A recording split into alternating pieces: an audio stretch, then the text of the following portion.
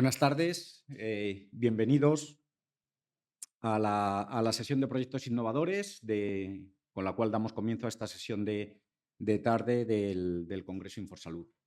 Muchas gracias por su asistencia.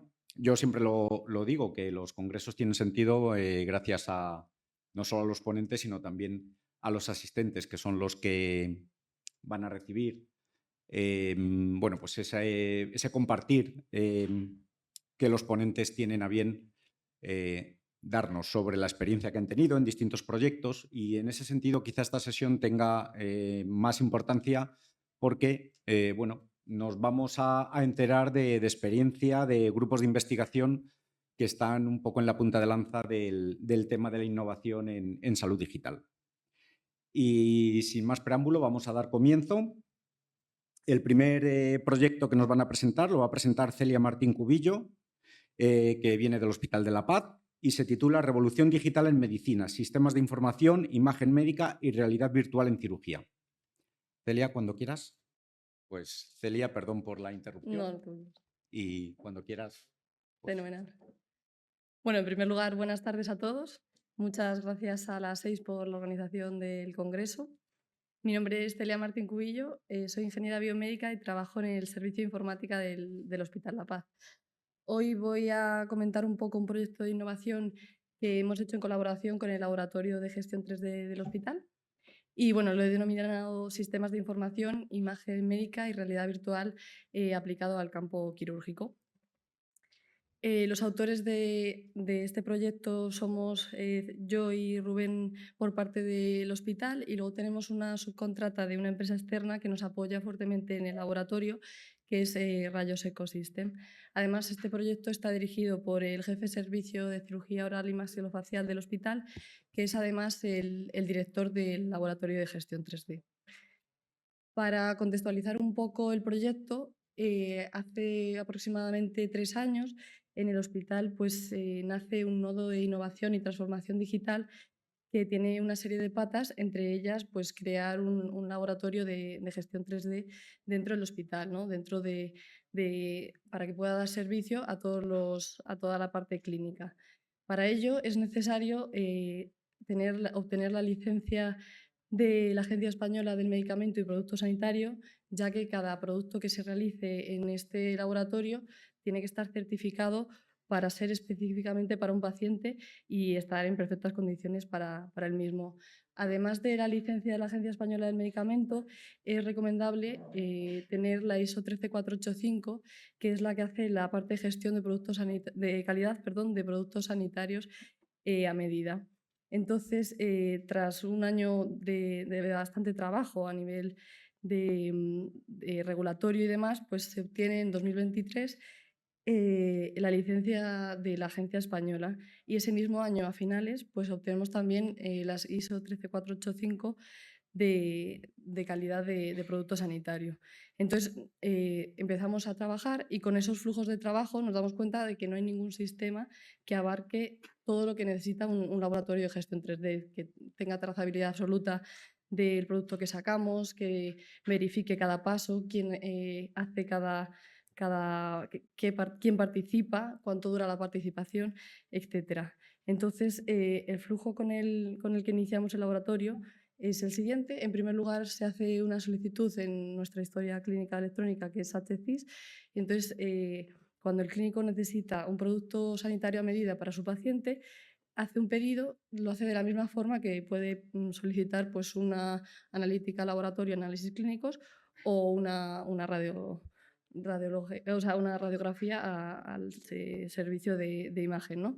Entonces, en ese formulario de HCIS pues, completa toda la parte que le interesa, pues qué tipo de producto necesita, que tenemos en nuestra cartera 4, que son los biomodelos, los instrumentales, los modelos virtuales y las órtesis. Entonces ahí selecciona pues, el paciente que va a ser, el producto que necesita, y luego además pues, incluye si realmente es para una cirugía, pone la fecha un poco para la organización del grupo y demás. Una vez las personas del laboratorio obtienen esta solicitud, buscan obtener la imagen médica, que al final es la materia prima de laboratorio. Entonces, la imagen médica se obtiene del PACS y se obtiene en formato DICOM. Con ese DICOM se empieza a trabajar en la segmentación. La parte de ingeniería lo que hace es segmentar esa parte patológica o no que le interesa al clínico. Después de segmentarla se pasa a la fase de diseño, que tiene toda la validación pertinente de la parte de imagen y además de la parte asistencial, ¿no? Y después, en el caso de que sea necesario, porque, por ejemplo, el producto modelo virtual no necesita imprimirse, pero el resto sí. Entonces, si es necesario, se pasa a la fase de fabricación, ¿no? En este caso, tenemos un fémur y se ha impreso tanto el biomodelo, que es lo que vemos en blanco, que es plástico, como las guías de corte, que son las dos especies de Vs que vemos ahí en resina, que es un material biocompatible con el paciente. En este caso, como se ha impreso y además tiene una finalidad quirúrgica, pues pasa al servicio de esterilización y en el servicio de esterilización pues se esteriliza, se pone en la bolsa y va directamente al quirófano. Y luego, por último, pues la implementación, que es en este caso pues esta cirugía en la que se utilizaron estas dos guías de corte para dejar el fémur perfectamente recto. Con todo esto nos planteamos pues, que no hay ahora mismo en la industria ningún sistema que organice todo esto para que quede trazabilidad y demás, y nos planteamos una serie de objetivos que queremos para nuestro sistema, tanto de calidad como del laboratorio 3D. Entonces, pensamos que necesitamos seguimiento y control de todas las fases, que queremos saber los tiempos que tarda cada fase, ¿no? Para saber un poco cuellos de botella, para poder intentar optimizar todo el desarrollo.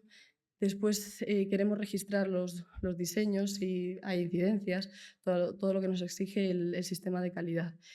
Y además, pues tener un resguardo de toda la cadena de producción de estos dispositivos que sacamos. Luego también pues, tener un poco de feedback de profesionales también en el que puedan comentar un poco los casos complejos para si pueden ser utilizados para otros profesionales en el futuro o para saber pues, otras soluciones que nos puedan venir bien. Y luego, pues, en último lugar, pues, en los puntos, pero en primer lugar, obviamente, en la seguridad del paciente para que quede todo registrado y se sepa perfectamente qué material se ha utilizado, la caducidad, los lotes, todo de cada producto que sale del laboratorio de gestión 3D.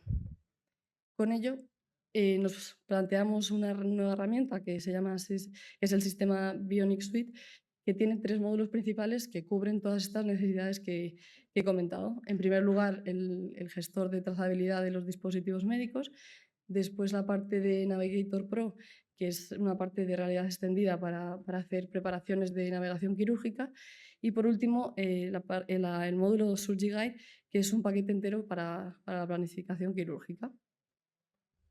Entonces, bueno, la parte del sistema de trazabilidad, según nos exige la normativa, tiene que tener una serie de responsables, que en primer lugar pues son el clínico prescriptor, que es el que pide en HCIS ese caso que le interesa para sacar un producto sanitario de ese paciente, y entonces pues él es el que añade los datos clínicos, revisa y valida la pieza antes de tenerla él físicamente o virtualmente, ¿no?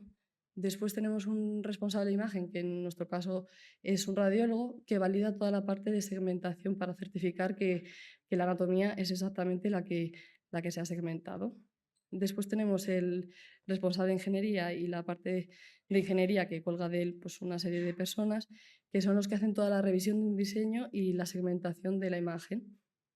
Y también tenemos la parte de fabricación, que como comentaba no es obligatoria en todos los casos, ya que últimamente pues, se utiliza bastante modelo virtual y no se hace necesario realmente imprimirlo, pero también tenemos un responsable de fabricación para el caso de las veces que se imprime, pues tiene que estar toda la parte de material, de caducidad, de lote trazado y además de la parte de las impresoras que tienen que estar validadas, calibradas, etcétera. Y luego, por último, tenemos el responsable del cumplimiento de la normativa, que es una figura obligatoria de la ISO 13485, que es el que valida todas las piezas desde el principio al final y firma asegurando que realmente pues, se ha hecho una trazabilidad absoluta y es un producto sanitario a medida. esta es la plataforma Bionic. Aquí es donde cada profesional tiene su propio usuario y se mete en cada caso para indicar cuándo participa y en qué fase del proyecto. Además, se van firmando, entonces se puede ver en qué momento está el diseño. Entonces, bueno, aquí vemos cómo te pregunta, en este caso es el prescriptor, que es el médico que inicia el caso, y ahí es cuando empieza a rodar un poco el sistema. Entonces, bueno, he puesto un vídeo de ejemplo de cómo lo visualizamos. Estos son una serie de casos. Entonces, cuando le damos al ojito podemos ver todo lo que lleva el caso. Entonces, se hace una descripción breve de lo que ha solicitado el clínico, de la imagen que se ha proporcionado y de lo que realmente se necesita, y se hacen todas las revisiones que va viendo tanto por la parte de ingeniería como por la parte prescriptora como por la parte de imagen. Entonces, bueno, vemos ahí que también cuando se termina el modelo se sube a esta plataforma de tal forma que queda perfectamente trazado desde el inicio, desde que se hace la solicitud hasta el final, que queda ahí guardado la imagen en formato STL capturada perfectamente. Entonces, bueno, esto es un ejemplo que he puesto de la imagen, en este caso de una cadera que queda ahí perfectamente trazada con la parte tumoral, ¿no? Luego también dentro de la plataforma se puede ver en qué fase del producto está. Entonces tenemos 3 fases, ¿no? Como la parte de segmentación, de revisión y finalizado, ¿no? Entonces, en cada fase vemos quién está trabajando en ella y cuánto tiempo tarda en realizar este tipo de trabajo. Y bueno, aquí tenemos otro ejemplo de unas guías quirúrgicas que igual están recogidas en la plataforma de Bionic, y bueno, el clínico puede navegar por ellas ya que tiene acceso directo y puede ver cómo ha quedado su producto sanitario a medida. Después tenemos el siguiente módulo de la plataforma, que es el Navigator Pro, que es la parte de realidad extendida para navegación quirúrgica. Esta parte es igual que la anterior, pues supone un trabajo muy multidisciplinar, ya que interviene mucha parte de ingeniería con la parte clínica, y lo que hacen con la parte de realidad virtual es un poco la planificación de las cirugías de antemano. Entonces pueden pasar días anteriores comentando casos con otros colegas. Además, puedes compartir con las gafas el mismo caso, ir experimentando, ir quitando órganos que no te interesan, añadir, quitar tumores y ver un poco la parte de cómo vas a abordar esa cirugía que tendrás posteriormente.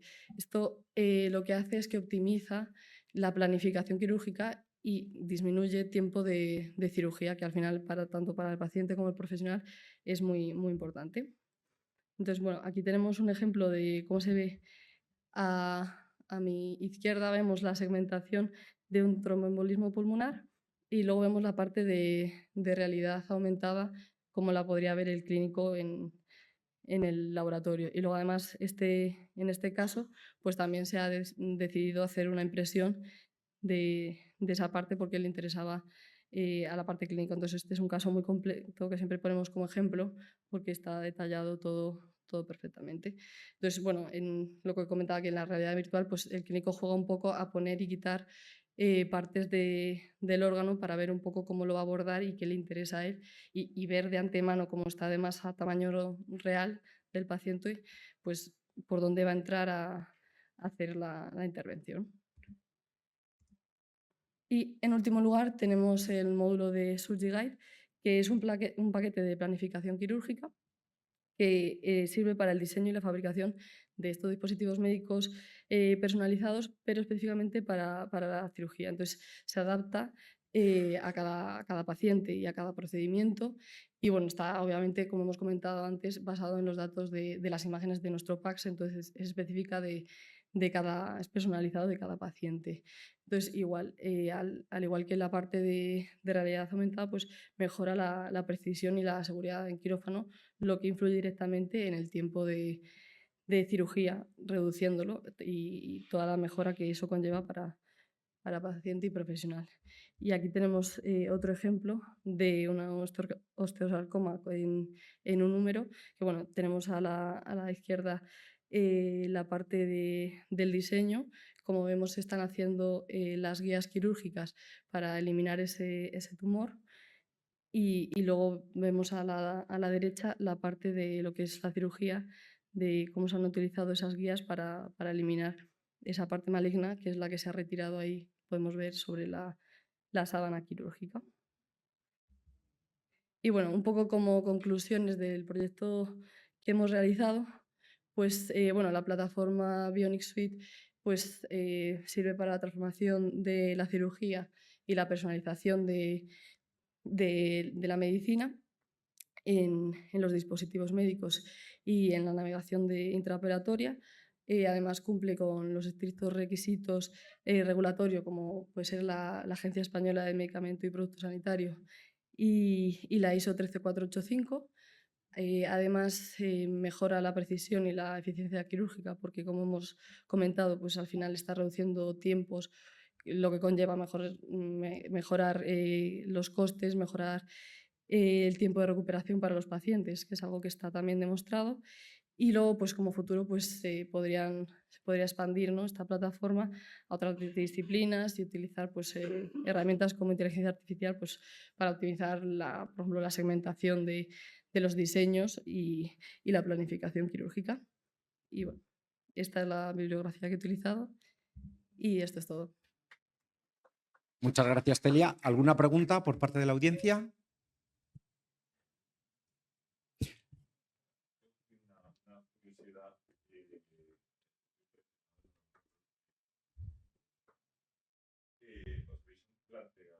Creo que no se escucha.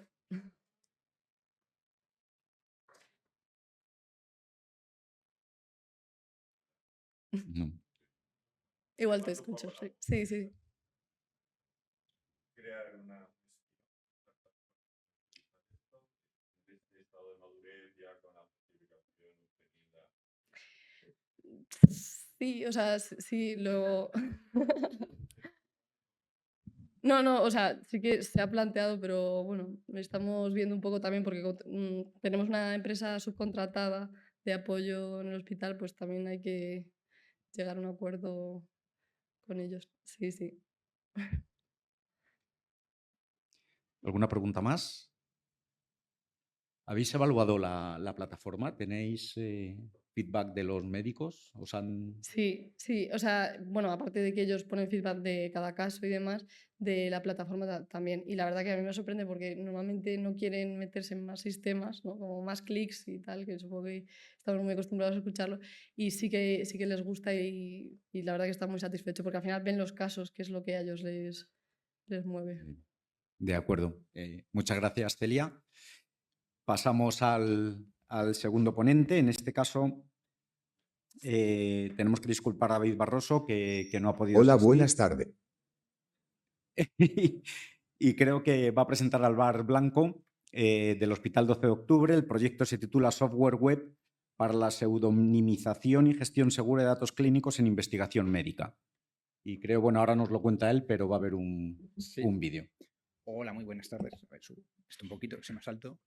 En este caso, pues bueno, que en primer lugar David quería presentar sus disculpas, le han operado la semana pasada, entonces no estaba disponible. Como un contrapunto, pues bueno, me ha mandado a mí para intentar hacer un poco de presentación, pero lamentablemente David es un pilar muy importante del Instituto de Investigación, que ha sido los que han coordinado principalmente y han gestionado este proyecto, el Instituto de Investigación Sanitaria del Hospital 12 de Octubre.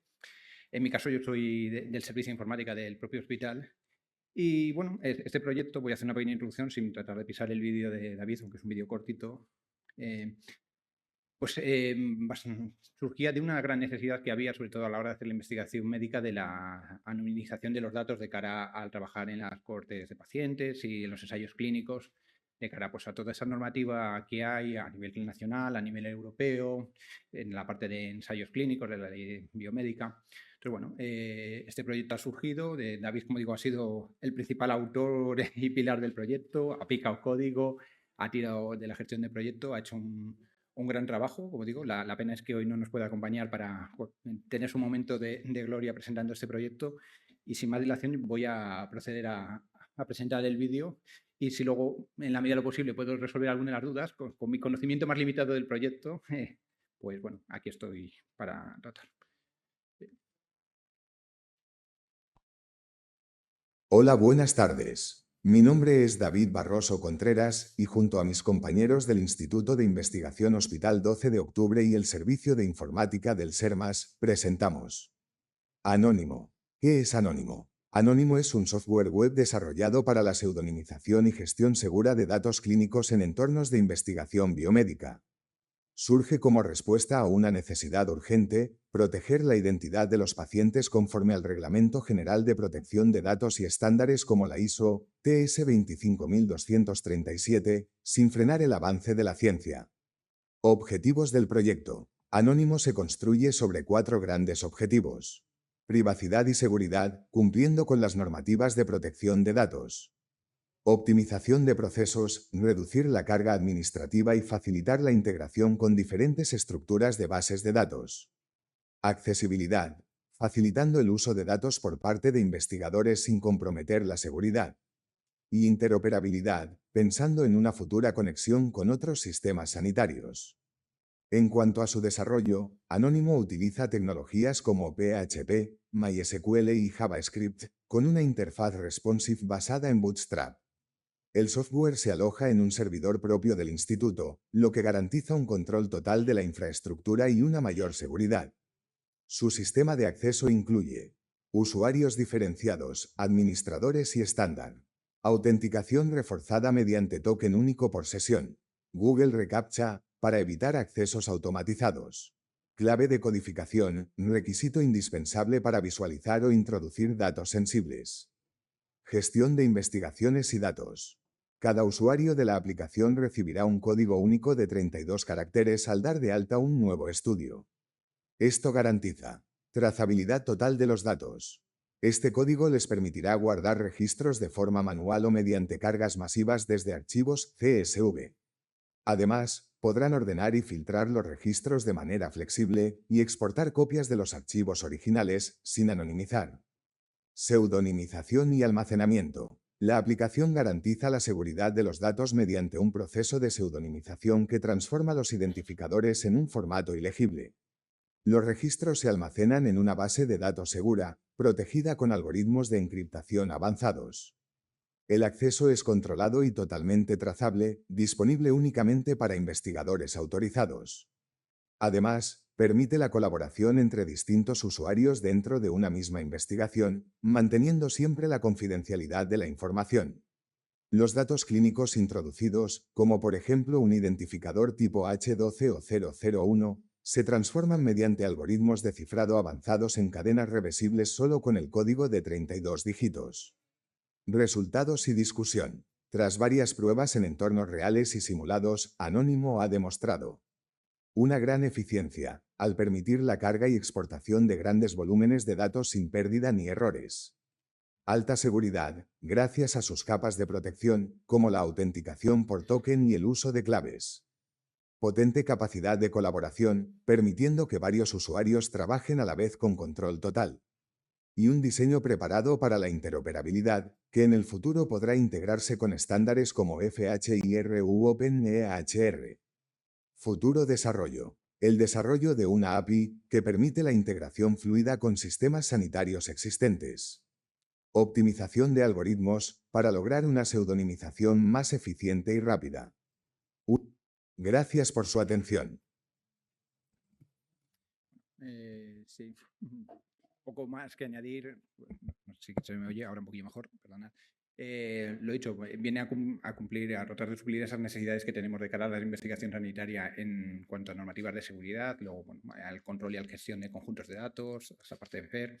Entonces, bueno, sí, yo creo que ya no tengo mucho más que contar que lo que haya podido contar David. Si hay alguna duda, en la medida de lo posible trataré de resolverlo yo y si no, pues bueno, puedo remitir o pasar el contacto de mi compañero para que cuando esté de nuevo recuperado, pues pueda tratar de responder esas dudas que yo no pueda contestar. Muy bien, muchas gracias, Alvar. Y lo dicho, ¿hay alguna pregunta por parte de la audiencia?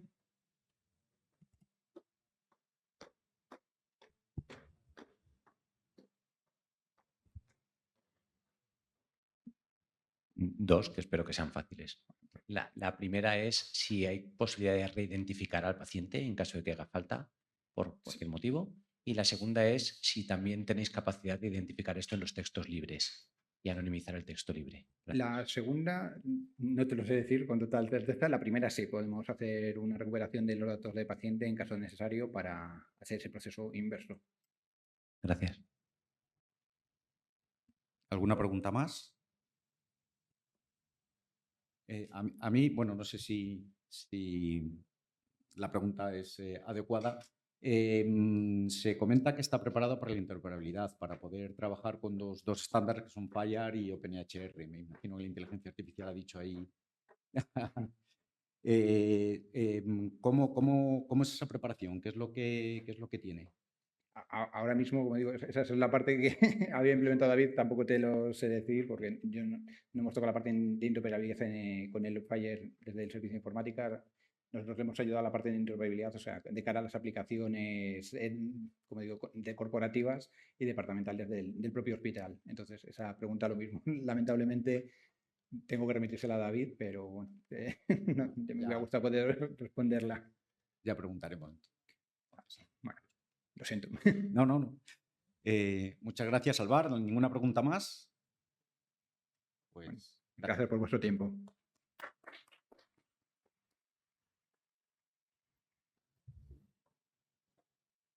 Muy bien, pasamos al tercer ponente, que se trata de Juan Catret, que viene del Centro Nacional de Dosimetría y nos va a presentar el proyecto titulado Desarrollo y despliegue de la plataforma informática del Banco Nacional de Dosis a Paciente.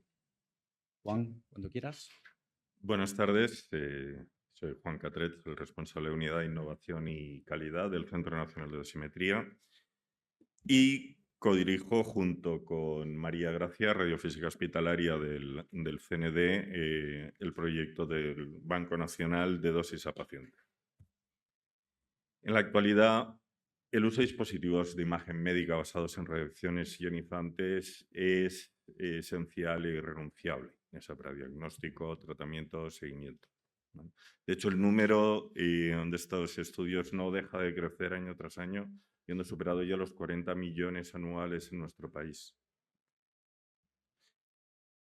Y para tratar de minimizar el impacto negativo de estas radiaciones, tanto la legislación europea como la nacional establece obligaciones de justificar y optimizar las dosis, registrar y notificar las exposiciones, el establecimiento de niveles de referencia de diagnóstico y de forma sistemática.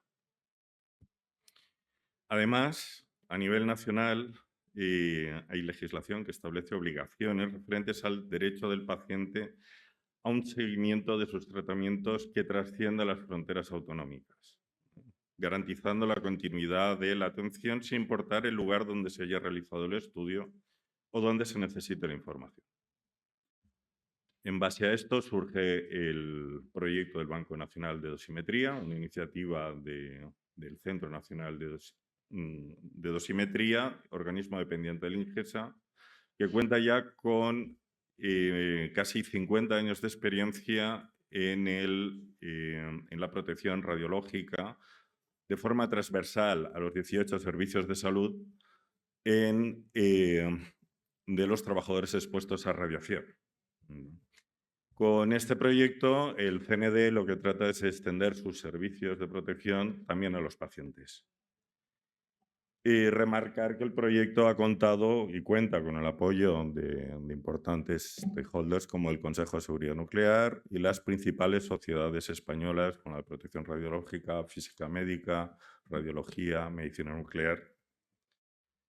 Bien. El proyecto tiene dos objetivos principales. Por una parte, la creación de un repositorio primario que permita la generación de historiales, informes longitudinales de las exposiciones y un repositorio secundario anonimizado destinado a la explotación de los datos con fines científicos y estadísticos.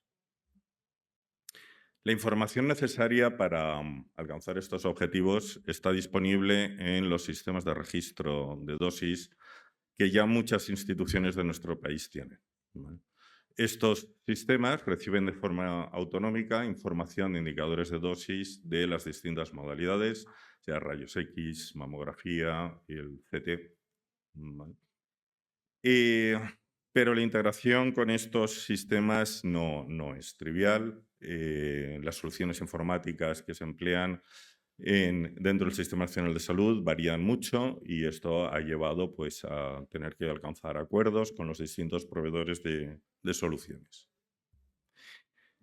Esta información llega al Banco Nacional a través mediante mensajes HL7. Al final optamos por HL7 debido a la complejidad de implementación de los informes estructurados DICOM, los RDSR, y que el FHIR en muchos casos todavía no está disponible, pero se diseñó el banco de manera que la migración al FHIR sea relativamente sencilla, ¿no? Como canal de comunicación se ha optado por la red SARA, pues una red pública, segura y confiable, tanto por el Ministerio de Sanidad como por todas y cada una de las comunidades autónomas.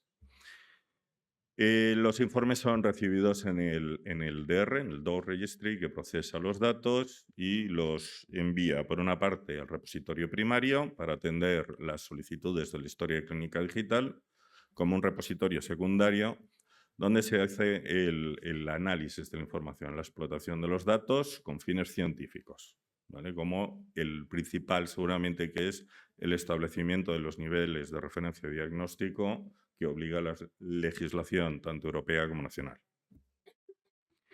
El Banco Nacional tiene una arquitectura híbrida con los componentes que manejan los datos no anonimizados on-premise en una CPD del INGESA y una plataforma en la nube, donde se realiza la monitorización y la explotación, la parte analítica y visualización de los datos. Destacar de esta arquitectura dos módulos, el normalizador y el anonimizador. El normalizador es realmente la piedra angular del proyecto, dada la heterogeneidad de las fuentes y que en cada lugar se le llama a las cosas de una manera diferente. Y no veíamos todavía disponible la normalización en origen, ¿vale? Por no estar disponible y pensamos que iba a tardar mucho, ¿no? Para ello lo que hemos es desarrollado un sistema de normalización basado en 3 fases. Una primera fase de verificación, donde se comprueba el contenido del mensaje, la completitud. Una segunda fase de estandarización, donde campo a campo se van normalizando los datos conforme los diccionarios y los catálogos disponibles que menciona el CMDIC, como el catálogo de la SERAM. Mediante esta transformación campo a campo, a veces son mediante reglas directas, otras son funciones previamente definidas y incluso en algunos lugares, como los de lenguaje natural, se utilizan pequeños modelos predictivos. Por último, hay una tercera fase de coherencia, que cuando ya se ha estandarizado el informe completo, se mira si eso tiene sentido, si eso que nos han mandado estandarizado tiene sentido, si con esa energía, ese tiempo de exposición y esa región anatómica, eso tiene sentido o algo se ha etiquetado incorrectamente. Para la parte del anonimizador, este módulo aplica una serie de reglas definidas en base a un análisis de riesgo y una evaluación de impacto. Y para poder cumplir el Reglamento General de Protección de Datos, han intervenido un montón de agentes en la definición de estas reglas. Se ha consultado, por supuesto, con la Agencia Española de Protección de Datos.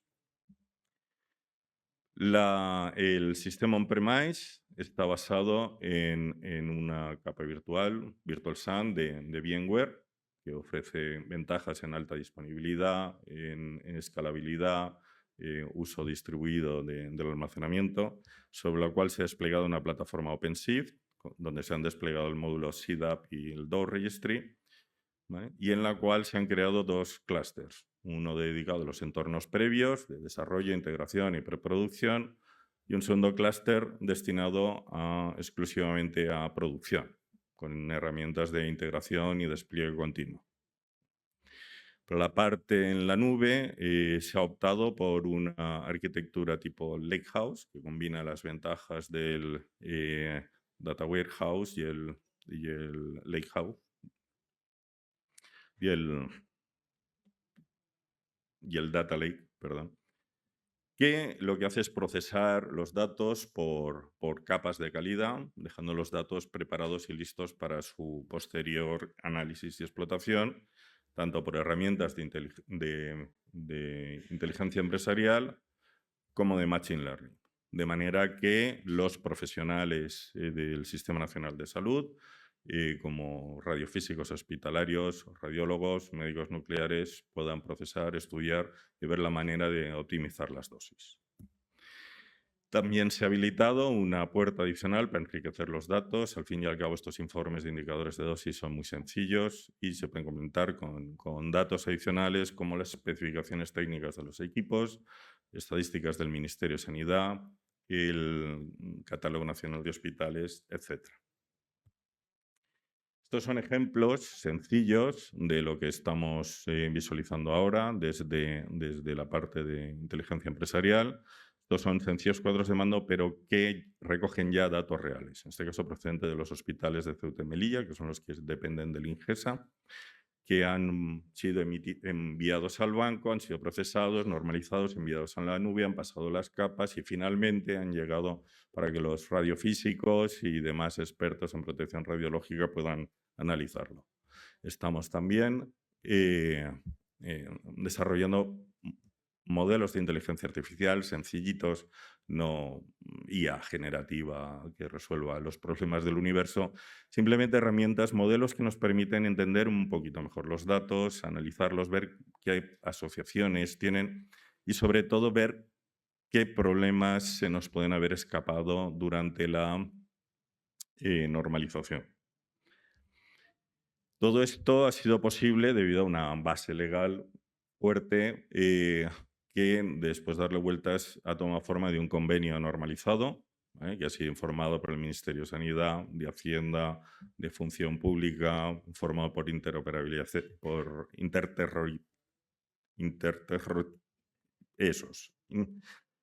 interterritorial y presupuestario. ¿Vale? A este convenio se pueden sumar de manera secuencial, cuando lo quiera, cada servicio de salud se puede firmar de manera bilateral con el INGESA.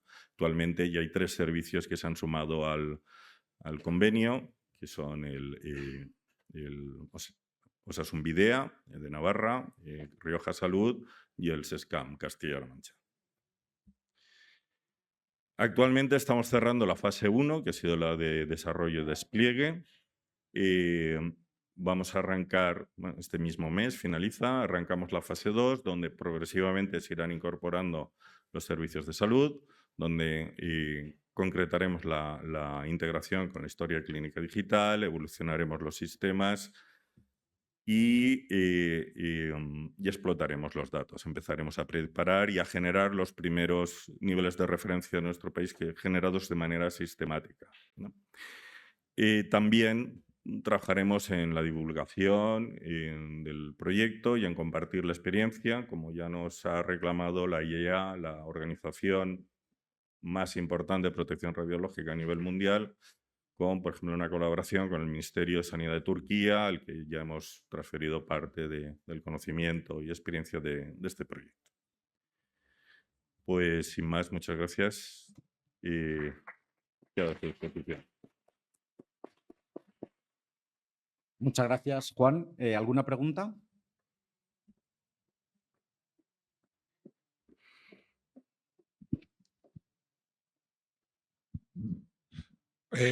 Juan, yo quería preguntarte con la parte, entiendo que es la del normalizador, ¿cómo garantizáis la calidad del dato teniendo en cuenta que tenéis múltiples fuentes de información? Pues es una gran pregunta. De hecho, en la primera jornada de este evento se discutió mucho sobre la normalización, ¿no? Y cómo trabaja el Ministerio en la normalización en origen. Es decir, en que los datos se recojan de manera correcta, de acuerdo a unos estándares. Esto ahora mismo no está disponible. Tardará años, unos cuantos, en estar. Y no podemos esperar dato que no recojamos ahora, dato que se pierde. Entonces, optamos por la única alternativa que teníamos, que era normalizar en destino, no en origen, sino en destino. Un poco basado en la filosofía de, sé que estás almacenando datos, mándamelos, que ya veo yo qué hago con ellos, ¿no? Estamos desarrollando herramientas muy potentes, como el normalizador, que hemos explicado, en 3 capas, más luego una última capa de revisión que hemos visto a base de Machine Learning, donde podemos terminar de validar hasta qué punto se ha generado la calidad. Es complejo, entiendo que es digamos, un paso que viene a cubrir el espacio hasta que esté normalizado en origen y todo el mundo lo recoge de manera estandarizada, pero que nos permite avanzar con el proyecto y bueno, ir respondiendo a las preguntas y a las obligaciones legales como el establecimiento de los niveles de referencia. Muchas gracias, Juan. ¿Alguna pregunta más? Yo tengo un par de cuestiones. Una es, bueno, haciendo un poquito hincapié en esta misma pregunta, por lo que he entendido, desde las fuentes os envían HL7 versión 2 o versión 3. 2.5. 2, vale. O sea, sí hay una pequeña normalización ahí, porque por lo menos se utiliza un estándar, ¿no?, para hacer el envío. Sí, más que nada aquí la gran variabilidad viene pues, en la manera de etiquetar, por ejemplo, regiones anatómicas. Ant y post, A punto, P punto, posterior y anterior, incluso variando con los idiomas, distintos idiomas oficiales del país. Pero bueno, eso Es así, ¿no? entre otras cosas, ¿no? Vale, habría una solución quizá más rápida también, inmediata, pero más rápida, que es utilizar los estándares de doble modelo que permitirían, como PNHR o la 13606 de ISO. Pero bueno, es... Sí, a ver, aquí tenemos una importante limitación y es que el CND, incluso el INGESA en su global, tiene muy poco peso, que decir, no tiene fuerza como decirle a cada servicio de cada institución, de cada servicio de salud de nuestro país, cómo tiene que hacer y cómo tienen las comunicaciones. Nuestra comunicación realmente fue con los proveedores de software, los principales, como General Electric, como KLUM, ¿no? Y ellos nos dijeron, mirar, y vamos a HL7, todavía no tenemos el Fire listo, os lo podemos mandar en HL7 o 2 años hasta que lo podamos mandar a HL7. Vale. Y la segunda pregunta, bueno, una curiosidad, ¿el sistema primario empieza por S y el secundario por P? ¿Es SIDAP y PIDAP? Sí, efectivamente, es así. Sí. En su momento alguien nos lo comentó y dices, pues sí, es verdad. Simplemente, bueno, realmente fijamos los nombres de los repositorios, una documentación, antes de empezar a utilizar la terminología de primario y secundario. Bien, es anecdótico, a nivel histórico ese es el motivo. Sí, igual como el DOC Registry, que decir todo en castellano, de repente un término inglés, es porque inicialmente nos basábamos en el estándar del EIH precisamente para bancos nacionales de dosis, tienen unas transacciones definidas y allí se le refiere con ese nombre, por eso lo incorporamos. Luego nos paramos un poco de la IH porque se había quedado un poco congelada la evolución de sus estándares. Bueno, la pregunta realmente era si ese repositorio para usos secundarios se puede acceder desde otros sitios. Estoy imaginando investigadores que quieren estudiar, tengo algún problema con algún paciente, cuántas dosis ha recibido este paciente, ese tipo de cosas, si está previsto, si se puede hacer. Sí.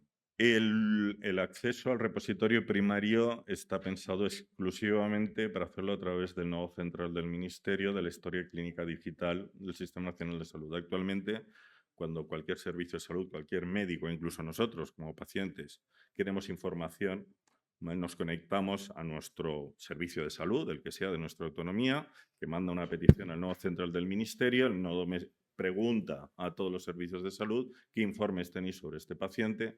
Nosotros estamos a la escucha, bueno, vamos a estar a la escucha, generamos el informe que recoge el historial de estas exposiciones y el médico destino recibe este historial. Es una obligación. Desde un punto de vista de protección radiológica, no tiene un valor claro porque no está relacionado. Los estudios que hay son relativos a Hiroshima, Chernobyl, pero a nivel de exposiciones médicas no hay estudios que permitan sacar nada en claro, pero bueno, ahí la ley establece que hay que hacerlo y que el paciente tiene derecho, pues lo hacemos. De acuerdo, muy bien. Muchas gracias, Juan. ¿Alguna pregunta más? Pues gracias y pasamos al siguiente.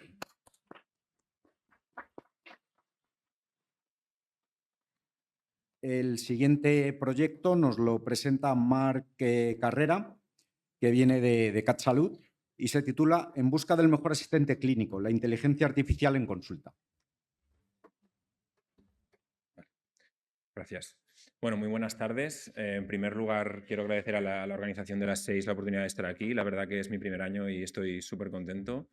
Me gustaría destacar en concreto que hay un ambiente muy bueno de colaboración entre las comunidades autónomas y las diferentes entidades. Y esto la verdad que es algo muy guay que me gustaría destacar. Y presentándome un poco, yo soy Marc, soy médico de familia. Mi actividad asistencial de cara a la galería, mi actividad principal es asistencial y una parte la paso en el área de sistemas, TIC, como referente funcional, desarrollando o dando soporte al desarrollo de la nueva estación clínica en atención primaria. Y en mi intimidad soy un friki redomado de la tecnología y de la inteligencia artificial y para mí es una muy buena oportunidad y suerte estar aquí. Me gustaría también dar las gracias a los compañeros que he tenido desarrollando este proyecto. Somos un grupo de médicos de familia, también hay parte de gestión del cambio y de la dirección. Y como médicos de familia, pues todos en nuestra práctica asistencial tenemos varios puntos en común, ¿no? Y principalmente uno que desarrollamos cada día y que cada día nos encontramos con este reto es la consulta de información y la consulta de fuentes para complementar nuestra toma de decisiones, ¿no? Es algo que realizamos siempre y hasta el momento no tenemos nada que nos ayude a estandarizar un poco esta búsqueda de fuentes. Siempre acabamos recurriendo pues, a dispositivos personales o a Google o a diferentes repositorios de datos que tenemos en las instituciones, ¿no? Y entonces nos nace un poco la necesidad esta de intentar aunar, ¿no? Un poco toda esta canalidad hacia la consulta y y teniendo en mente estas nuevas tecnologías que están apareciendo, pues la inteligencia artificial generativa acaba siendo pues algo al menos con lo que hay que pensar, ¿no? Y hay que tener en cuenta. Y de ahí nace un poco pues, este proyecto, ¿vale? Que nos planteamos 4 objetivos principales. En primer lugar, ser capaces de optimizar este proceso de búsqueda de fuentes para la toma de decisiones y queremos hacerlo de manera ágil y centralizada, ¿no? y poniendo focus en la inteligencia artificial como herramienta de consulta. Queremos también como entidad y como responsabilidad de los médicos de familia controlar las fuentes de consulta, es decir, queremos que como organización poder controlar de dónde se saca y de dónde se consulta esta información. No nos vale que sea de cualquier sitio, de Internet. También nos preocupa mucho la integración que esta herramienta pueda tener en la estación de trabajo porque nos va a permitir incorporarla de forma más rápida y transversal al flujo de trabajo del profesional. Y por último, y no menos importante, ser capaces de medir y poder evaluar cómo está impactando esta nueva herramienta en los procesos asistenciales. Por lo tanto, hemos desarrollado este proyecto y lo hemos estructurado en 4 fases principales. El objetivo en general es, ¿no?, encontrar esta herramienta y ser capaces al final de estas fases pues tener una herramienta que cumpla con todos esos objetivos y citas. En la primera fase realizamos pruebas con diferentes herramientas, en concreto 2, que eran herramientas basadas en GPT y en Anthropic, bueno, en Cloud. Y lo que hicimos fue construir un RAG, un Retrieval Augmented Generative, con unas 82 guías de práctica clínica que nos descargamos y buscamos de diferentes sociedades científicas para diferentes áreas de la medicina en atención primaria. Y con estas dos herramientas y el rack construido, contactamos con 13 médicos de familia que teníamos en nuestra red de profesionales, y mediante un seguimiento estrecho lo que hicimos fue ir evaluando estas dos herramientas que teníamos en base a la pregunta que se realizaba, cómo se adecuaba la respuesta a la pregunta, cómo de fiable era, si tenía sentido, ¿vale? Luego iremos a los resultados.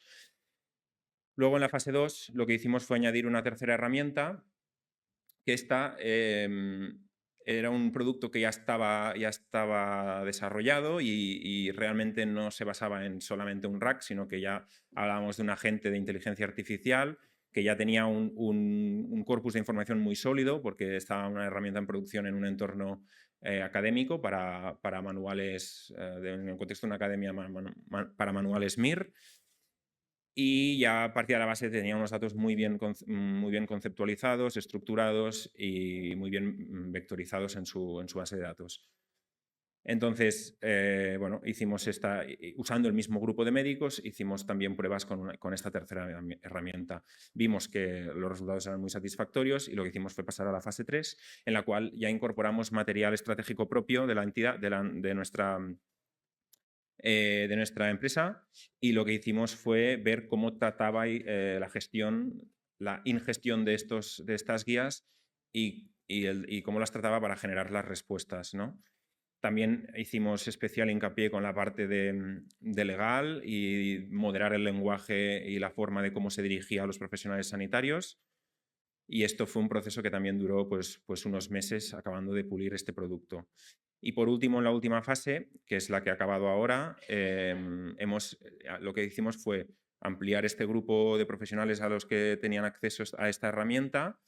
Le pusimos un look and feel más corporativo y lo ampliamos a 280 profesionales de los 13 centros de salud que habían colaborado con nosotros los médicos inicialmente, ¿no? Así teníamos un sistema de médicos centinela, ¿no? Que hacían como vigilancia y docencia para fomentar el uso de esta herramienta. Lo que hicimos durante esta última fase fue recoger las distintas métricas de uso, pasar diferentes encuestas en diferentes momentos para ver niveles de satisfacción, y también incorporamos a la propia herramienta un sistema de feedback directo que se basaba en votaciones positivas o negativas, y podíamos incorporar un comentario que nos ayudó mucho para detectar fallos o huecos de conocimiento que no había en la herramienta y que fuimos iterando conforme íbamos avanzando en estas fases, ¿no? Entonces, entrando un poco ya, no en resultado puro, sino en cosas que nos hemos ido encontrando a lo largo de este proyecto, en las primeras dos fases, en la primera fase, lo que vimos con las dos primeras herramientas, esto es un gráfico de la encuesta de satisfacción, y lo que vimos es que lo que hicimos fue construir un rack vectorizado, rompiendo las guías que nosotros aportábamos a la base de datos, confundía conceptos porque no estaban bien ordenados, sacaba fragmentos que no tenían mucha relación, porque en medicina pues los conceptos son muy transversales, ¿no? Entonces, si preguntábamos, por ejemplo, pues yo qué sé, diabetes o lo que sea, pues nos metía conceptos de POC, porque a veces cruzaba temas, y al final generaban respuestas que no eran muy acordes a lo que se les preguntaba o no eran muy asertivas, ¿no? Y bueno, los resultados de las encuestas de satisfacción fueron negativos, con comentarios como, por ejemplo, los que se ven en pantalla de pues hay que ir con cuidado porque confunde conceptos y respuestas erróneas, tiene que mejorar mucho, no referencia bien. Esta es una cosa que también no comentaré más adelante, pero pusimos mucho hincapié en que las fuentes tenían que ser accesibles, tenía que ser algo que el médico pudiera verificar de dónde está sacando esa información. Y luego, bueno, pues al finalizar esta fase 1 nos dimos cuenta que necesitábamos como un poco más, ¿no? Porque ya veníamos, el proyecto ya lo planteamos de inicio con cierto escepticismo, porque a la hora de buscar información, lo que quiere el médico es que sea la información de verdad, si no estamos dando una herramienta que puede dar pie a errores clínicos. Entonces, esto bueno, nos nació la necesidad de encontrar una nueva herramienta, ¿no? Y la tercera herramienta que incorporamos, que es esta que he comentado, que ya tenía todo un corpus de información muy bien trabajado y jerarquizado, pues fue una pasada porque fue un cambio radical, respuestas muy bien estructuradas, muy bien trabajadas, los conceptos e incluso relaciones complejas de pluripatología, tratamientos, interacciones medicamentosas, un trabajo realmente bueno, ¿no? Y bueno, la encuesta de satisfacción al final habla por sí misma. Comentarios que hubieron a esto, pues respuestas directas y completas a preguntas concretas, ¿no? Incluso más rápido que Google, alguno de los usuarios comentaba. Aumenta muchísimo la eficiencia de las búsquedas. Esto es algo que valoramos muy positivamente porque muchas veces los médicos, cuando tenemos una duda, pues vamos a Google, ¿no? Y, hostia, esta web no sé si me fío, la otra muchos anuncios, ¿no? Entonces, al final aprendemos cada uno, tenemos nuestro método, y conseguir estandarizar esto y además ser más eficientes, pues es algo que aportaba muchísimo valor. Es una herramienta fácil de usar, que puede ayudar mucho en la práctica clínica, ¿no? Algunos de los comentarios que nos comentaban nuestros compañeros. Y al acabar la fase 2, claro, nos encontramos un poco con un aprendizaje que creo que me gustaría traer aquí para compartir con vosotros, que ya nos habían dicho y habíamos escuchado alguna vez, que es trash in, trash out. Si a la guía yo le doy materiales que están poco trabajados, pues me va a sacar cosas que no tienen mucho sentido, ¿no? Es muy importante trabajar en estos documentos, que se trate de información que está actualizada, evitar la dispersión de la información, y es muy importante también preprocesar adecuadamente los documentos para que se ingesten de manera adecuada.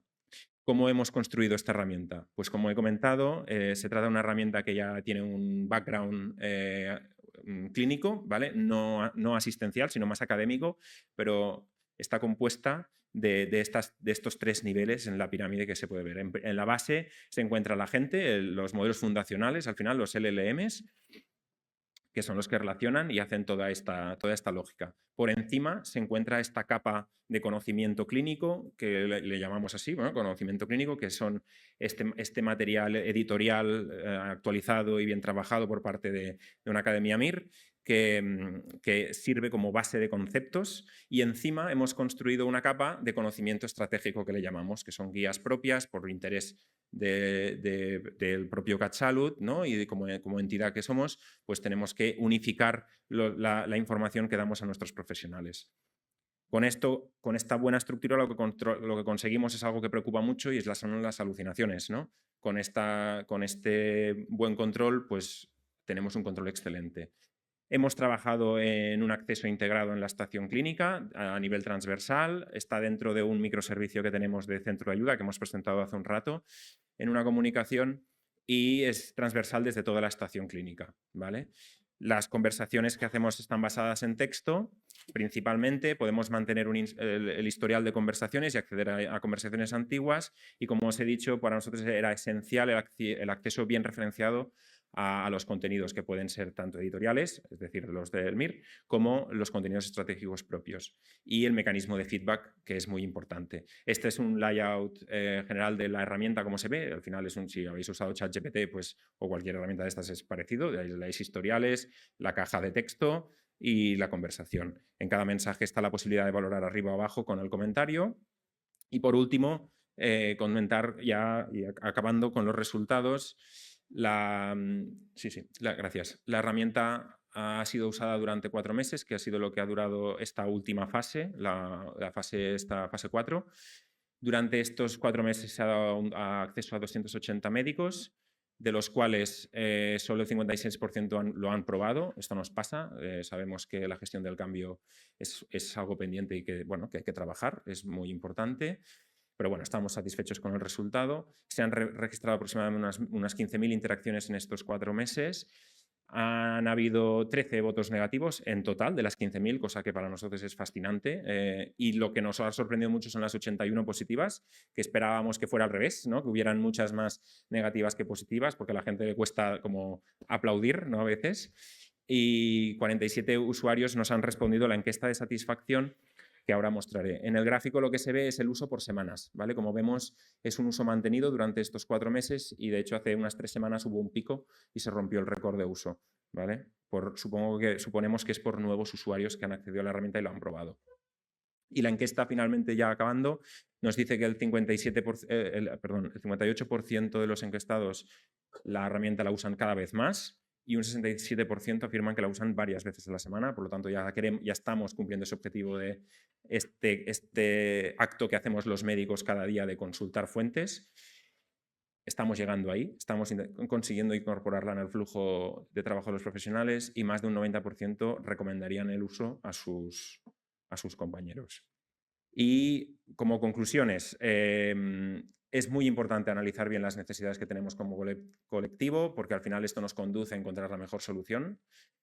Hay que mantener una calidad de la información y de los datos, porque esto nos ayuda luego a estructurarlos y parametrizarlos adecuadamente para que el resultado sea óptimo, como hemos visto, trash in, trash out, ¿no? Eso es algo que tenemos que luchar contra. Es importante plantearse la adopción de nuevas herramientas que van saliendo porque nos da más salidas y la importancia de la iteración para el crecimiento, ¿no? Si una herramienta no nos satisface, siempre podemos seguir buscando. Y hablando de futuro, un poco, yo creo que es el primer gran paso para incorporar la inteligencia artificial dentro del flujo de trabajo de los profesionales, además hacerlo de forma estandarizada y visualizamos un futuro con convivencia de varios agentes que entre ellos, ¿no? Pues den solución y respuesta a las necesidades que el sistema sanitario se está enfrentando y cada vez más pues es algo que hay que tener en mente y al final yo creo que es una época muy, muy guay para estar vivo y para vivir estos cambios que estamos sufriendo. Muchas gracias.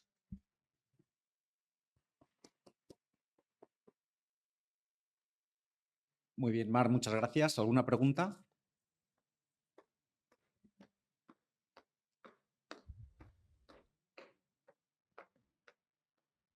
Enhorabuena por el proyecto, antes de nada. Tengo varias, ¿vale? Sí, no hay problema.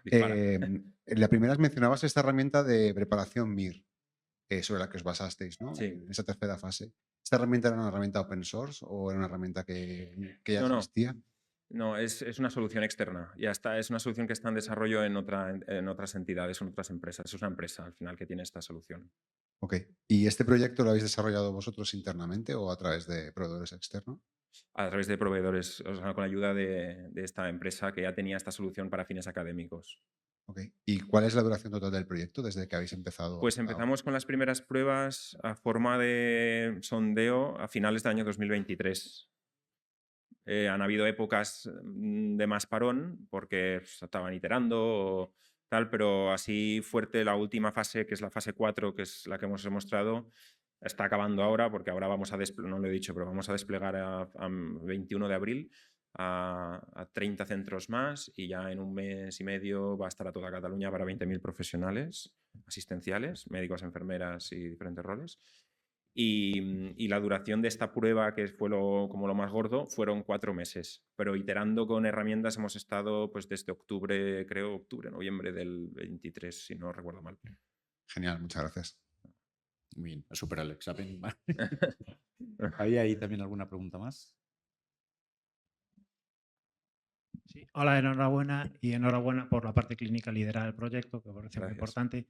Quería preguntarte si habéis contemplado cómo vais a proceder con la actualización tanto del conocimiento clínico como del conocimiento estratégico o si simplemente era y se dejó para una fase posterior. Sí, para la parte del conocimiento clínico que forma como la base, ¿no? de este corpus de conocimiento, esto es algo que está mantenido por la propia editorial que tiene los conocimientos, o sea, los manuales, digamos.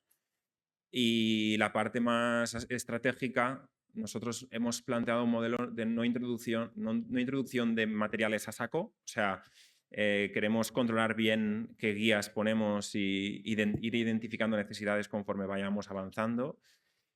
Y en general en el departamento pues hay varias líneas, ¿no? Y una de ellas pues consiste pues en desarrollar estas guías, trabajarlas, hasta la parte de farmacia que tiene su guía terapéutica de 500 y pico páginas y es una guía que se va trabajando de forma continuada, ¿no? Para dar soporte para otros fines, pero como al final está todo en el mismo saco, pues lo vamos incorporando. Y como el contenido actualmente, lo que hay creo que son unas 15 guías de este tamaño, de unas 500 páginas, 100 y pico, al ser 15, pues no es un volumen que sea imposible de gestionar, ¿vale? Sí que lo que no queremos es añadir pues a saco, ¿no? Porque lo que nos puede pasar es lo que aprendimos con las primeras fases, que hay que ir con mucho cuidado con lo que pones para que luego no sé. Y de hecho, vamos a tener un entorno de preproducción para ir probando todas estas nuevas implementaciones para ver que luego las respuestas que generas son coherentes con lo que se espera de ello.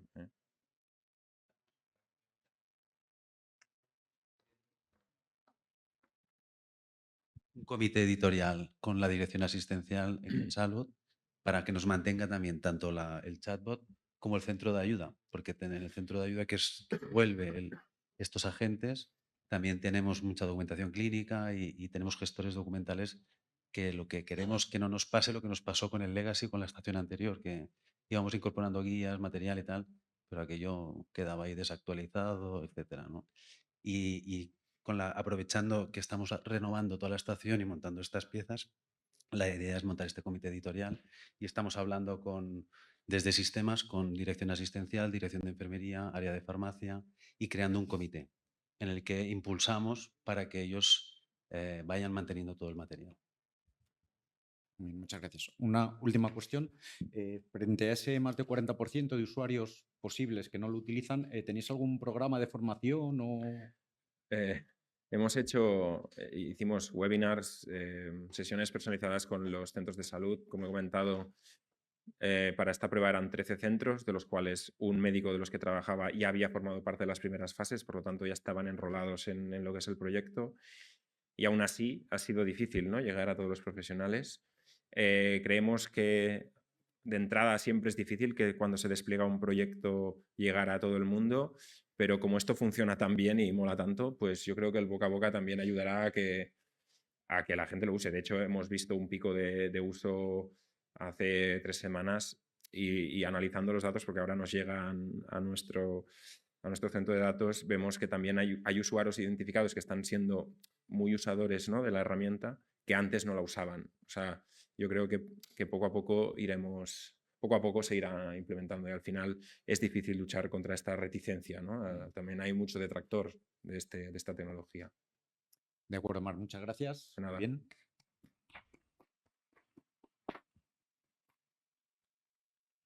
Y vamos a terminar y, como se suele decir, no por ello menos interesante, con la participación de Santiago Murillo, que nos va a presentar el proyecto de la asistencia para el monitoreo remoto de oxígeno domiciliario en neonatos.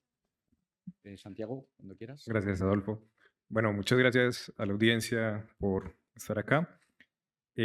También muchas gracias a las 6 por la organización de este evento en el que hemos tenido la oportunidad de ver en perspectiva el uso de la tecnología, la informática y en general las ciencias computacionales al servicio de la salud. Y en segundo lugar, pues agradecer a la organización por permitirnos traer esta experiencia, este trabajo al interior del evento. Como su nombre lo indica, pues es el desarrollo de una plataforma de teleasistencia para el monitoreo de oxígeno domiciliario en neonatos. En lo personal, pues soy ingeniero electrónico, soy docente e investigador en la Universidad Autónoma de Manizales y en la Universidad de Caldas en Colombia. Y este proyecto pues lo hemos desarrollado también con un equipo que tiene una parte médica y una parte de ingeniería. Y pues en coherencia con lo que hemos visto en el evento, pues hay una importancia en poner al servicio de la salud pues todas estas plataformas tecnológicas y todo la informática y las ciencias computacionales. Y por eso pues aquí partimos desde una necesidad que se evidenció en la clínica, y es que en el Hospital Universitario de Caldas y la Clínica Hospedale con sede en la ciudad de donde vengo, se observó que los neonatos que nacían prematuros en un alto porcentaje requerían de un tratamiento de oxígeno domiciliario. casi la mitad de estos niños necesitaban oxigenación en sus domicilios hasta que se completara el proceso de maduración pulmonar.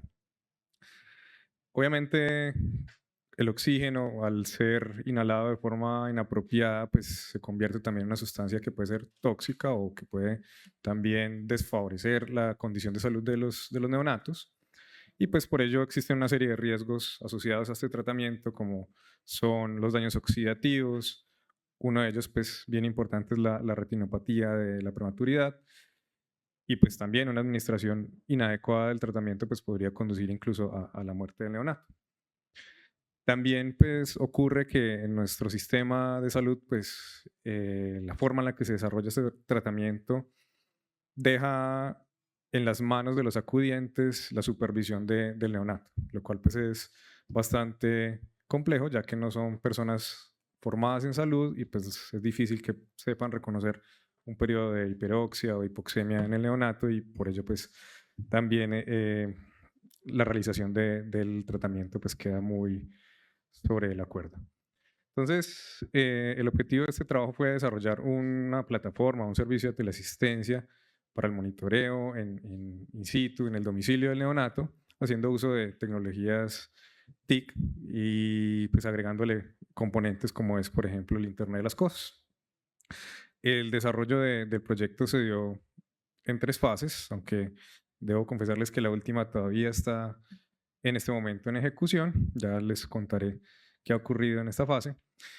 Y pues en un primer lugar lo que nos encargamos de hacer fue recolectar la línea base, es entender cómo se dan estos tratamientos actualmente sin el uso de la teleasistencia y entender pues qué pasa con la progresión del tratamiento en el tiempo de los neonatos.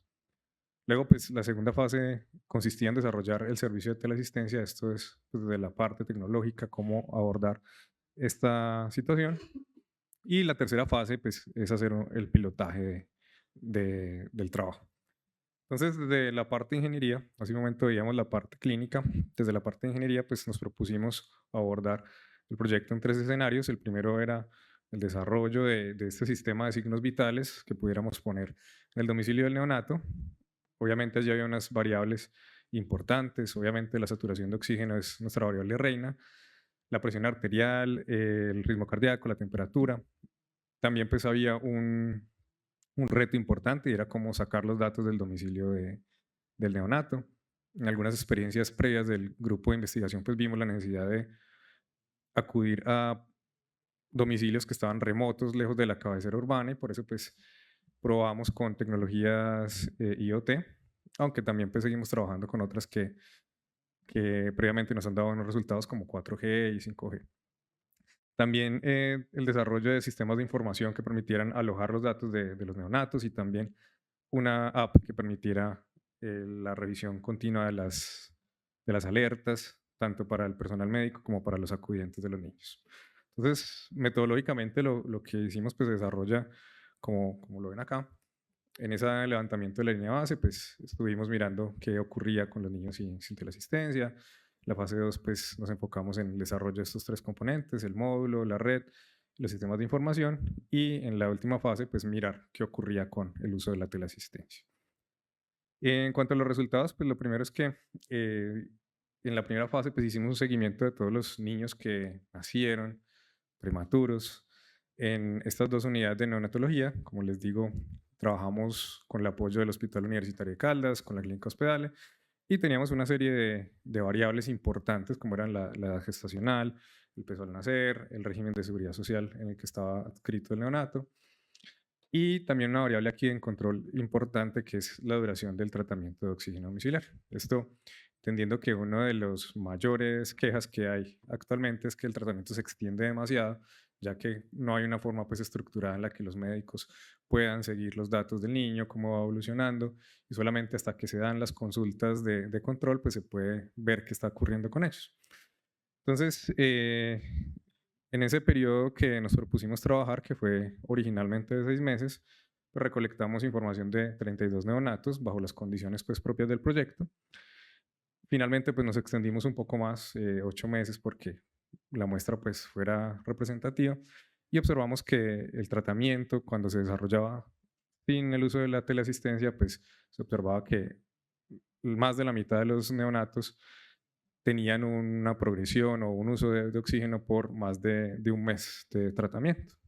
Como les decía ahorita, pues el consumo de oxígeno en cantidades elevadas pues puede resultar también tóxico, y es en especial en estos casos donde se observan los daños como la retinopatía. Luego en la segunda fase pues nos enfocamos en los desarrollos tecnológicos. Lo primero pues fue buscar una forma que nos permitiera hacer el monitoreo de las variables de signos vitales que les hablaba hace un momento en el neonato. Esto pues pensando en la condición misma del niño, pues seguramente muchos de ustedes conocen en qué condiciones nace un niño prematuro, y pues de por sí es bastante delicada la condición del paciente. La piel pues está todavía muy sensible, entonces es difícil ponerle algunos tipos de dispositivos, como puede ser un sistema de medición de presión arterial tradicional, y por eso pues nos decantamos por el uso de fotopletismografía, que es una técnica que nos permite mirar cómo está la concentración de sustancias en la sangre, lo mismo pues que tenemos actualmente en los smartwatch o smart rings, todas estas tecnologías que hay de tipo wearable actualmente. Y pues a partir de las señales que obteníamos de este sensor, se procesaban con algoritmos para obtener todas las otras que les contaba ahorita. La saturación de oxígeno, la presión arterial, el ritmo cardíaco y otras más derivadas del proceso. Hicimos pruebas de validación de la medida en las unidades de neonatología. Esto era ajustar los algoritmos hasta que con los niños pues lográramos la misma precisión que tienen los módulos de la clínica, y luego pues también trabajamos en lo que era como el empaquetado de este dispositivo, cosa que la tercera fase lo pudiéramos llevar como a los domicilios. También trabajamos en la construcción de la red. Manizales es una ciudad altamente montañosa. Aquí lo que vemos es un perfil de alcance radioeléctrico del sistema LoRa que estábamos utilizando. Sin embargo, pues las montañas son un obstáculo natural que es difícil de superar para esta tecnología, y por eso, pues bueno, digamos, con las pruebas que hicimos, pues finalmente decidimos que todos los módulos contaran con ambas tecnologías, 4G, 5G, y el LoRa pues lo dejamos nada más como experimental, ya que había que garantizar pues que la información llegara a los servicios de salud.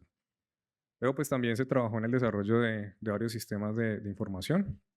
En primer lugar pues está el sistema web, que es donde tienen acceso los médicos, también nuestro personal de terapia respiratoria y de fisioterapia, para ver los datos de los niños, de los acudientes, de sus padres, y saber cómo se dio el desarrollo del tratamiento a lo largo del tiempo.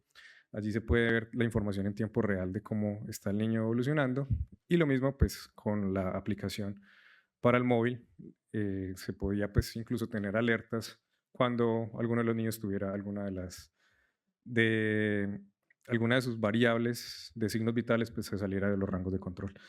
También trabajamos mucho en el desarrollo de información de tipo de comunicación social. Esto es capacitar a los acudientes sobre la condición del neonato, sobre el tratamiento que va a asumir, y en esa lógica pues se desarrollaron una cartilla y una serie de videos informativos sobre lo que ocurría con los niños. En la fase 3, como les digo, pues en este momento aún la estamos completando. A la fecha hemos recolectado información de 15 neonatos, también en las condiciones de prematuridad, que necesitaron de oxígeno domiciliario y que completaron el tratamiento, pero esta vez apoyados con el uso de teleasistencia. Entonces, en esta ocasión, lógicamente, pues los médicos pues, estaban informados completamente del desarrollo del tratamiento, podían ajustar la tasa de consumo o el flujo de oxígeno que se le suministraba a los niños, y pues tenemos la fortuna de contar que la balanza pues en esta ocasión se está invirtiendo, y es decir que se logra reducir el periodo de oxigenación de los neonatos. Como lo pueden observar acá, pues la mayoría estuvo por menos de una semana en este proceso. Obviamente se garantizó que se observara una continuidad en el proceso de saturación y que ellos pudieran pues completar tranquilamente ese periodo de maduración. Luego pues también una vez finalizaban el tratamiento pues se seguían monitoreando unos días más para garantizar pues que sí pudieran por sí mismos mantener la saturación de oxígeno. No hemos completado todavía el trabajo, a pesar de que ya cursamos 8 meses, igual que en la fase 1 de monitoreo, porque pues, se nota una evidente reducción de la tasa de natalidad. El año pasado justamente fue el primer año de muchos en los que nacieron en Colombia menos de 500.000 niños. Y pues esto lo hemos visto también en las unidades de neonatología. Entonces, evidentemente, pues hay una inversión de la pirámide poblacional, lo cual pues ha traído consecuencias en el desarrollo del proyecto. Y en coherencia pues con lo que está reportado en el estado del arte, pues vemos cómo reducir los tiempos del tratamiento, obviamente garantizando una evolución afortunada de los pacientes, pues contribuye en reducir estos riesgos asociados al tratamiento de oxígeno domiciliario. También pues, destacamos la importancia de trabajar en teleasistencia y en tecnologías como es el IoT para garantizar el acceso de los pacientes y de esta forma pues, también lograr sistemas de salud mucho más equitativos. Y pues concluimos que logramos pues, implementar un sistema que logra optimizar este tratamiento de oxígeno domiciliario, permite reducir los riesgos conexos, mejora la supervisión médica de los neonatos. También pues, vemos el potencial que tiene el desarrollo de este sistema no solo para neonatos prematuros, sino para cualquier tipo de población que tiene que estar en un tratamiento domiciliario con un monitoreo constante. Y pues bueno, obviamente destacar la importancia de la teleasistencia como una herramienta para buscar pues, lo que justamente es el lema del evento y es impulsar estos nuevos sistemas asistenciales para mejorar la calidad de la salud en los pacientes. Ese es lo que traía a presentarles. Muchas gracias por su atención. Muy bien, Santiago, muchas gracias. ¿Alguna pregunta por parte de la audiencia? Está todo claro. Yo sí tenía una duda. ¿Habéis dicho que la red LoRa no ha funcionado correctamente o tenéis suficiente con el 4G y el 5G? En realidad queríamos tener una red propietaria, si no queríamos que los datos salieran por las redes públicas, que son las que estamos usando actualmente, y por eso queríamos implementar una red mediante tecnología LoRa. ¿Qué logramos evidenciar? Pues que estas antenas funcionan bien, si hay línea de vista, pero si hay un obstáculo, bien sea natural o artificial, que se interpone entre el receptor y el emisor, pues la calidad baja mucho. Entonces, parte de lo que les mostraba allí, no alcancé pues mucho a explicarlo, es que analizamos la pérdida de paquetes. Entonces, estudiábamos qué tantos paquetes se perdían y pues bajándolo a los mínimos establecidos para garantizar un buen servicio, pues vimos que no era una buena opción. Por eso decidimos dejarlo experimentalmente, únicamente. De acuerdo, gracias. Y una última cuestión. En el tema este habéis dicho que sería aplicable esta tecnología o este diseño a otro tipo de monitorizaciones. ¿Tenéis alguna en mente? ¿Habéis probado alguna nueva? En el pasado trabajamos con deterioro cognitivo. Usualmente pues pacientes que ya por sus condiciones no deben salir de casa porque se desorientan o bueno, es difícil hacerles seguimiento. Y pues sí que hicimos una experiencia previa en la que desarrollamos un monitor de signos vitales para el domicilio de personas con deterioro cognitivo. Y esa pues es como una evolución también de ese sistema, aunque pues tenía un enfoque diferente. Allá las variables eran signos vitales básicos, acá agregamos la saturación de oxígeno, que era como una variable de interés. De acuerdo. Muy bien, muchas gracias, Santiago. Pues vamos a dar por terminada la sesión. La verdad que ha sido, creo, muy interesante, dados los 5 temas totalmente diferentes que hemos tenido en los 5 proyectos, con algunas cuestiones en común, pero si os dais cuenta, pues yo creo que la innovación ha estado presente en todos ellos. Así que muchas gracias a los ponentes, muchas gracias a los asistentes y continuamos con el Congreso. Gracias.